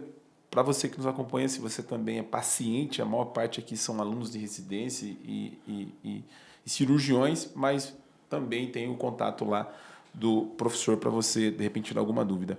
Professor, falando do nosso curso, falando do curso do Fellowship de 10 a 12 de outubro, qual que foi a maior razão de você fazer esse curso? Porque você fazer um curso como esse, dando treinamento para o cirurgião e paciente, é desafiador, né? Uma coisa é você operar o cadáver e outra coisa é você operar o paciente. Tem que ter muita tranquilidade para poder oferecer esse tipo de curso, né? Assim, essa tranquilidade vem da experiência que a gente já tem, de estar sempre operando também com residentes, e também por ter, né, a veia de professor, de certa forma, né, eu tenho isso um pouco dentro de mim, essa questão de fazer ensinando, de fazer orientando. E eu acho que assim o grande beneficiado vai ser a comunidade como um todo, porque você vai ter mais cirurgiões bem capacitados, bem treinados, bem formados, oferecendo né, resultados cada vez melhores. E a gente vê, né, a sede, né, das pessoas, né, dos cirurgiões por conhecimento, por estar refinando suas técnicas. E essa ideia veio já fazendo alguns cursos de pós-graduação dentro da área médica, onde, né, eu estou tendo a oportunidade de fazer cursos hands-on em pacientes. E realmente sempre de uma forma absolutamente segura, porque isso ninguém pode abrir mão. Mas o tipo e o nível de treinamento é bem melhor, certo? É bem mais real, óbvio, do que você fazer um tipo de treinamento em mandíbula de poliuretano, em mandíbula seca, até mesmo em cadáver. A gente sabe que é uma forma de aprendizar também e não está errado, mas é diferente quando você está ali operando com um cirurgião que está te ensinando passo a passo em cada diferente momento da ortognática. Tá? Então, isso traz uma segurança muito maior para o aluno. Né? Eu faço uma pós-graduação em rinoplastia, onde a gente opera junto com o professor ali, e, obviamente, sempre com muita segurança, o professor realmente pegando na mão. Então, isso é o que eu quero passar nesse curso, né? Pegar na mão do cirurgião que vai estar operando comigo, né? Ele está ali no curso para ser um profissional melhor. Ele já sabe fazer ortognática, ele já tem os pacientes dele, ele já opera os pacientes dele, mas ele enxergou nesse curso uma possibilidade de melhorar. Assim como eu fui buscar cursos lá fora para ser um cirurgião melhor, ele pode buscar esse curso, né, aqui com a gente para ser um cirurgião melhor. Ninguém vai estar, né, ensinando gente que não tem base nenhuma, não é isso a proposta do curso. A proposta é tornar você, cirurgião bucomaxilo, que já opera, que já tem os seus pacientes, tornar você um cirurgião melhor dentro da nossa filosofia. Entender como que você atua com a sua equipe, que isso é importante, né? Exato, ele Você entender ter experiência fora. como é a nossa sincronia, a nossa sintonia ali durante a cirurgia, para ele ver de que forma ele vai conseguir adequar aquilo para a realidade dele. Né? Essa é a ideia. Deixar ele um cirurgião melhor e ele vai ver o que cabe na rotina dele e o que não cabe. Você que está acompanhando a gente pelo podcast, se você disser, olha, eu vi o curso do Dr. Patrício de Oliveira lá na Bucocast, você vai falar com o time dele lá e ele vai te fazer algo especial para você estar participando desse fellow, que não é o primeiro. Eu te garanto que vai ter aí vários outros como esse lá em João Pessoa. Professor, quais casos, ou qual caso, na verdade, você entende na cirurgia ortognática que é mais complexo, mais difícil, o 2, o 3, que tipo de... Eu acho que os casos mais difíceis são as grandes assimetrias. Esses, sim, são os casos mais complexos. Porque sendo um paciente, vamos dizer assim, simétrico, né, ou relativamente simétrico, sendo um paciente, né, padrão 2 ou padrão 3, a cirurgia, assim, é basicamente a mesma. Né? Logicamente que o seu planejamento vai mudar. Mas os casos de grandes assimetrias, sim, esses são os casos mais desafiadores, porque o paciente assimétrico ele busca ser o mais simétrico possível. E o desafio está justamente nisso daí, em você deixar o paciente assimétrico o mais simétrico possível. Então, você vai ter que fazer, muitas vezes, osteotomias um pouco diferentes de um lado em relação ao outro. Você vai ter que fazer, muitas vezes, osteoplastias, né, desgastes mesmo, seja na base óssea, na vestibular, para deixar um osso mais semelhante, né, de um lado em relação ao outro, embora muitas vezes você tenha também que lançar mão de procedimentos de tecido mole, como enxerto de gordura, para que você consiga também uma simetria de tecido mole, porque a gente sabe que o tecido mole é como se fosse um lençol que é colocado sobre a base óssea, mas muitas vezes essa base óssea, por mais simétrica que ela esteja, certo? O envelope de tecido mole já está diferente, né, de um lado em relação ao outro. Então, isso também é um desafio de você tentar, por mais que você consiga uma simetria de tecido ósseo, esquelética, mas você tem que imaginar também, perceber como que o tecido mole vai se comportar. Sempre quando a gente fala sobre cirurgia ortognática, você falando agora, parece que os tecidos mole, parece que é inimigo do cirurgião, né? Ele que te deixa, todo mundo fala dele, que ele engana, e no planejamento eu vejo o pessoal falar dos tecidos mole, você tem que ter experiência para você lidar, porque até o planejamento parece que engana com relação a isso, né, professor? Você falou assim, o tecido mole parece que é inimigo, mas você tem que, na verdade, ser amigo dele, né?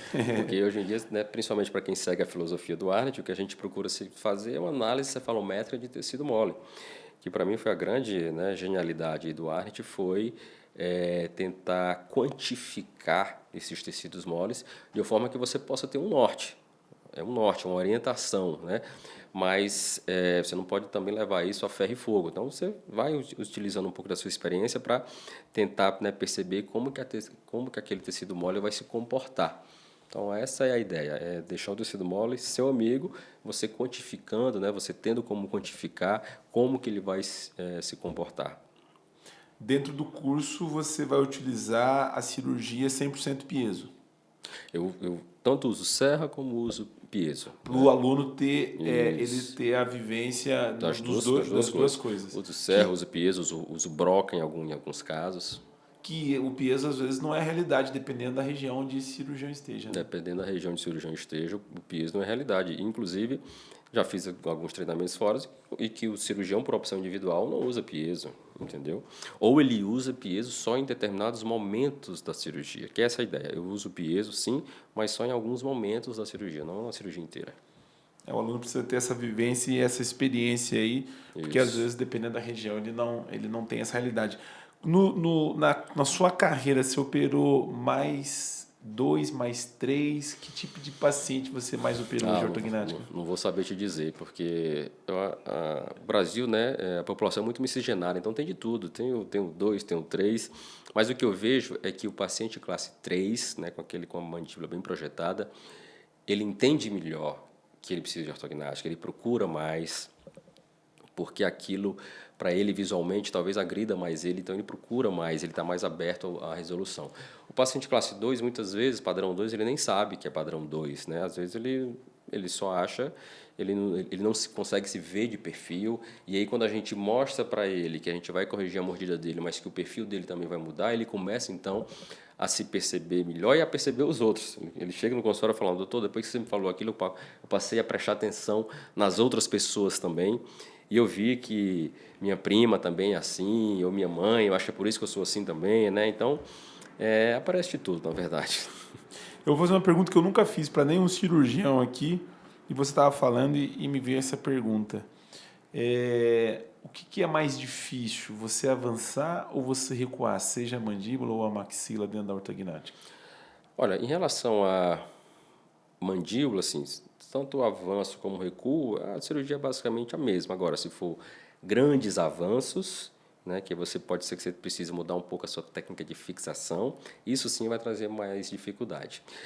Falando em maxila, eu acho que a cirurgia mais trabalhosa seria uma grande intrusão de maxila, naqueles pacientes com excesso vertical de maxila, e quando você também precisa recuar essa maxila. Então, uma intrusão com recuo de maxila é uma cirurgia mais desafiadora, sim, que você tem que mexer na região de placa pterygoide.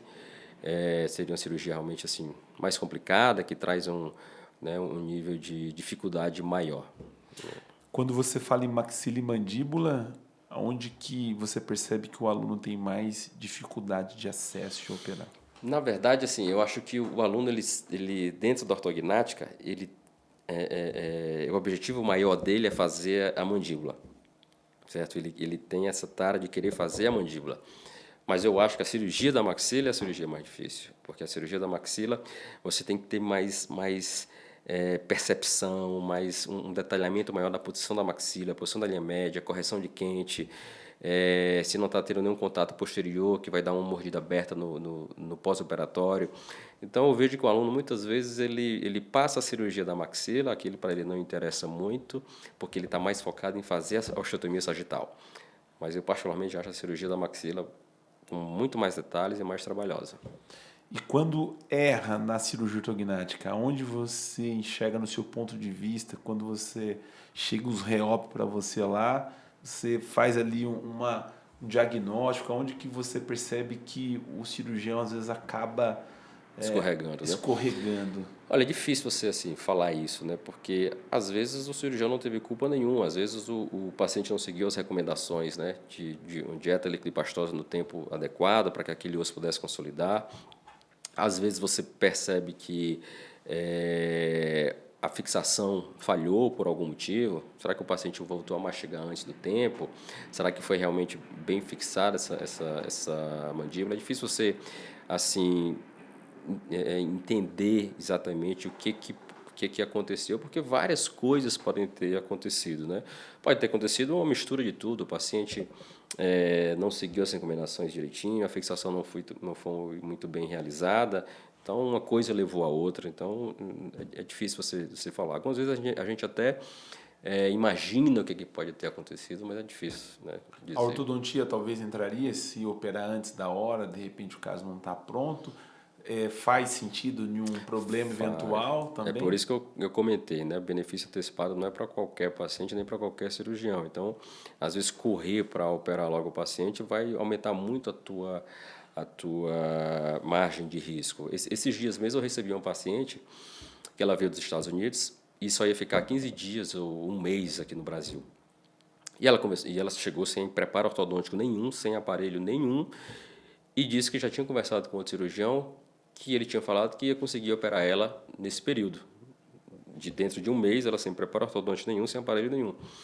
E eu digo, eu não opero você assim, não tem por que acelerar tanto a tua cirurgia, onde eu não sei quem é teu ortodontista, eu não vou conseguir acompanhar você direito no pós-operatório, porque você com 20 dias, um mês, já vai voltar para os Estados Unidos, e você está sem preparo ortodôntico nenhum. Então, isso seria um benefício antecipado raiz, vamos dizer assim. Mas, para mim, seria mais uma irresponsabilidade do que um benefício. Para mim, eu não estaria trazendo benefício nenhum em operar aquela paciente nessas circunstâncias, com a justificativa de que ela tem que voltar logo para os Estados Unidos. Então, assim, é um problema que é dela, não é meu, né? Se você decide operar essa paciente, você trouxe o problema para você, agora você tem que resolver. Então, o que eu conversei com ela foi, olha, você não está pronta para operar assim, no cirurgia ortognática não é assim. Por mais que você estivesse pronta, eu vou operar e não vou ver você, você vai para os Estados Unidos, você está sem aparelho, sem preparo nenhum. Então, tem que ir com calma, né? Então, como você perguntou, muitas vezes essas complicações surgem, né, dessa cirurgia antecipada, que na verdade não trouxe benefício nenhum. Essa daí eu não tinha... Esse ponto de vista da cirurgia ainda, a gente pouco ouviu por aqui. Professor, para a gente finalizar o nosso podcast aqui, eu queria que você falasse por que a cirurgia ortognática ela é tão difícil. No meu modo, obviamente para você não, mas como a gente tem um pouco de vivência aí com colegas da especialidade, enfim, a gente percebe que dentro da especialidade, a gente sabe que tem várias tipos de tratamentos que são complexos, mas parece que a cirurgia ortognática ela é difícil de realizar. Por que é tão difícil, professor? Olha, de fato, ela é uma cirurgia difícil de realizar porque exige treinamento, bastante treinamento, e exige experiência também, né? Quando eu converso com colegas, né, da área médica, médicos, eles respeitam muito o bucomaxilo, e uma das questões é, poxa, essa cirurgia que vocês fazem é incrível, cara, como vocês conseguem mudar o rosto da pessoa, a vida da pessoa, desmonta, né, o rosto do paciente inteirinho e dá uma cara nova. E a gente é muito respeitado por fazer esse tipo de cirurgia. Mas, como você falou, talvez dentre as cirurgias que possam ser realizadas na face, é uma das cirurgias mais difíceis de serem, né, realizadas. não apenas pela execução em si, mas porque é uma cirurgia que envolve muito detalhe, né? Os movimentos são movimentos milimétricos, né? Um avanço de 4, 5 milímetros, um recuo de 3, 4, uma impactação de 3 milímetros. Então, é uma cirurgia que ela é precisamente planejada, né? Em milímetros. Isso traz uma dificuldade também maior. Além de você estar lidando com a estética do paciente, onde você também tem que ver qual a expectativa que ele tem em relação ao resultado dessa cirurgia. Então, isso tudo coloca a cirurgia ortognática dentro, né, de um contexto de difícil realização mesmo. Obviamente que você, com treinamento, com experiência, a execução da técnica em si passa a ser mais fácil, algo mais corriqueiro para você se você faz isso com frequência. Eu costumo dizer que o cara, para dizer que faz cirurgia ortognática, ele tem que fazer uma toda semana, certo? Porque é uma cirurgia que exige treinamento, repetição, treinamento e repetição. Senão, se você faz uma hoje e vai fazer outra daqui a 2 meses, certo? Você está ainda, né, vamos dizer assim, já deu tempo de enferrujar de novo. Então, tem que ser aquela cirurgia para fazer pelo menos toda semana, uma a cada 2 semanas, para que você possa realmente ter, né, um índice maior de sucesso e ser mais preciso na sua execução. Mas a dificuldade dela está, né, envolvida com tudo isso daí, expectativa de paciente, o planejamento que é baseado em milímetros, a execução da técnica em si. É uma cirurgia que você não vai muitas vezes vai envolver, né, maxila, mandíbula, mento, percebendo ou prevendo a mudança que vai provocar no nariz, vai fazer o nariz junto ou não, então vai fazer lipo de papado ou não. Então tem muitas questões aí que precisam ser analisadas e por isso é uma cirurgia difícil. Nós começamos falando do fellowship que vai acontecer em João Pessoa de 10 a 12 de outubro e vamos terminar falando desse curso. A pergunta é quem pode participar desse fellow, professor, contigo lá? São cirurgiões bucomaxilos já formados, né, que façam realmente, né, que tenham a sua experiência já cirúrgica, né, que a própria residência deu, e que desejam aperfeiçoar a sua técnica, né? Como eu falei, eu procurei fazer treinamentos fora, já fazia ortognática já há bastante tempo, mas procurei fazer treinamentos fora para melhorar a minha técnica cirúrgica. Esses dias eu atendi um paciente que eu operei a mãe dele há uns 10 anos, e aí ela trouxe o filho para eu operar, né, ele. E ela veio, né, com esse questionamento de que, né, o pós-operatório hoje está melhor, né, a recuperação do paciente hoje em dia está mais rápida, né, a que se deve a isso, tudo. E eu fui assim, bem honesto com ela, olha, realmente muita coisa no pós-operatório veio para melhorar. Mas eu também sou um cirurgião melhor hoje do que quando eu lhe operei, graças a Deus, né? Eu operei você há 10 anos, hoje eu me considero um cirurgião melhor, mais experiente, fiz cursos para refinar minha técnica. Então, essa é a ideia desse curso, né? Para o cirurgião que já opera, que já faz ortognática, que tem treinamento, mas que ele vai, com certeza, refinar a técnica cirúrgica dele e subir de degrau. Eu queria que você fizesse suas considerações finais do nosso podcast, antes de você fazer um convite especial aí para os nossos seguidores que acompanham o nosso canal. Se tem algo que você queira abordar além daquilo que nós falamos, queria que você fizesse suas considerações. Não, eu agradeço o convite, o espaço, Ismael, e fiquei assim muito à vontade em estar aqui com você. Até a gente comentou, cara, eu sou um cara um pouco tímido, tal, não sou de falar muito, mas realmente foi um bate-papo assim bem descontraído e eu me surpreendi tal com o seu nível de conhecimento na área. Mas você já entrevistou grandes nomes aqui, né, pelo que eu pude entender. E é isso acabou tornando, né, esse nosso BucoCast bem agradável e muito informativo também para quem quer fazer o curso. E é essa mensagem também que eu quero passar, né, falando sobre o curso, que o curso é para você, cirurgião bucomaxilo, que quer refinar, quer melhorar a sua técnica cirúrgica. Você já faz, mas eu tenho certeza que vendo como é que a gente trabalha, vendo a nossa filosofia, você vai subir de degrau. Meu amigo, muitíssimo obrigado. Como eu disse nos bastidores, fica aqui o convite para você retornar numa... Eu quero retornar assim, estou começando a gostar disso aqui. No próximo podcast, quando você fala em rinoplastia, a gente sabe que dá um podcast só para falar disso, dessas cirurgias cosméticas da face. Quando você falava da ortognática, eu já queria perguntar se a posição do nariz, se ela é uma indicação, se esse paciente precisa fazer uma cirurgia ortognática ou não, porque quando eu vejo o paciente na rua, né? O meu filho está aqui, eu vejo o queixo muito para trás e digo, esse aí é cirúrgico. Mas você tem estudado muito essa parte da área cosmética também, associada com ortognática. E a pergunta era se o nariz ele tem uma indicação também da cirurgia ortognática, se ele mostra uma deformidade com relação à cirurgia ortognática. Na verdade, vamos dizer assim, a cirurgia ortognática, né, ela é para tratar uma deformidade dentofacial. E dentro desse contexto da deformidade dentofacial, o nariz está ali embutido na face. Sim. Então, a gente vendo só um nariz, né, com ponta muito caída, por exemplo, a gente já imagina, esse paciente deve ter uma deficiência de maxila, porque a maxila dá suporte para, né, o nariz. Então, uma coisa está ali junto da outra, né? Por isso que muitas vezes eu vejo isso, fazendo essa pós agora em rinoplastia, e quando o paciente procura para fazer a rino, ele precisa de uma ortognática antes. Ele pode até não querer fazer, certo? Mas isso seria o certo. Porque o nariz está dentro, né, ali da face, no meio, dentro ali, apoiado pela maxila. Então, como você falou, o nariz te dá pistas, né, também de que tipo de deformidade dentofacial o paciente pode ter. Tem muito assunto com esse cara que é fera dentro da especialidade. Se nós fôssemos entrar aqui no quesito paciente, né, dos benefícios da cirurgia ortognática, enfim, se fôssemos entrar nesses assuntos afora, com certeza esse podcast passaria de 3 horas tranquilamente, sem contar falar sobre cirurgia de ATM também, que é um outro mundo. Exato. E que é mais um podcast. Então eu fico aqui muito grato, né, pela sua vinda, né? Você que está lá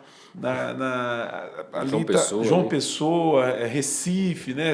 Campina Grande. Campina Grande. Onde que você tem atendido lá, professor? Eu fico nessas 3 cidades, né? Faço consultório em João Pessoa, opero em João Pessoa, faço consultório em Recife, também opero em Recife, e eu coordeno um curso de especialização em implante que fica em Campina Grande, então também de vez em quando a gente faz ortognática lá em Campina Grande também. Se você é aluno de residência, R3 pode participar? Ou ele precisa Precisa finalizar. Precisa finalizar. Se você estiver no finalzinho, se você não pegou o certificado, vai lá que ele vai dar um jeito para colocar. Viu? Ele está acostumado, né? Às vezes aparece aluno para a gente, eu não peguei o certificado ainda, mas se você tiver uma carta de recomendação aí do seu preceptor, você pode procurar esse cara aí que ele vai te auxiliar aí nesse fellow que vai acontecer de 10 a 12 de outubro em João Pessoa. Muitíssimo obrigado, viu, professor? Eu que agradeço, Mael. Obrigado pela presença e com certeza vamos aguardá-lo aqui para um próximo episódio. Estou à disposição.